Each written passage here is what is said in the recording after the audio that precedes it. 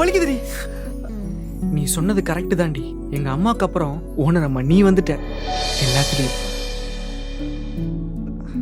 மாமா காலு வீங்கி இருக்கு, வா நம்ம ஹாஸ்பிடல் போய் பார்த்துட்டு வந்துடலாம். வேணாண்டி, அங்க போனா 2 மாத்திரை எழுதி கொடுத்துட்டு 2000 ரூபாய் புடிங்கி போனுங்க. கொஞ்சம் ரெஸ்ட் எடுத்துட்டா எல்லாம் சரியாயிடும்.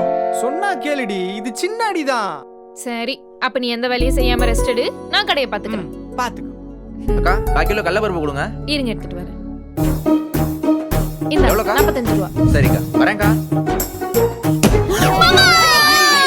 அப்பாடா. ஓ லூசு மாமா, இப்ப எதுக்கு பூமாட பவுத்துக்கு என் கால்ல போட்ட? இல்லடி, எனக்கு ஏதாச்சும் அடிபட்டா ஷாலினின்னு கத்துறேன், அதே மாதிரி உனக்கும் அடிபட்டா மாமான்னு கத்துறியான்னு பார்த்தேன். பரவாயில்ல, நீயும் என் மேல பைத்தியமா தான் இருக்கிற. அட மெண்டல் மாமா, இப்படி என் காலையும் அடிபட வச்சுட்டியே, வியாபாரத்தை யார் பாப்பா?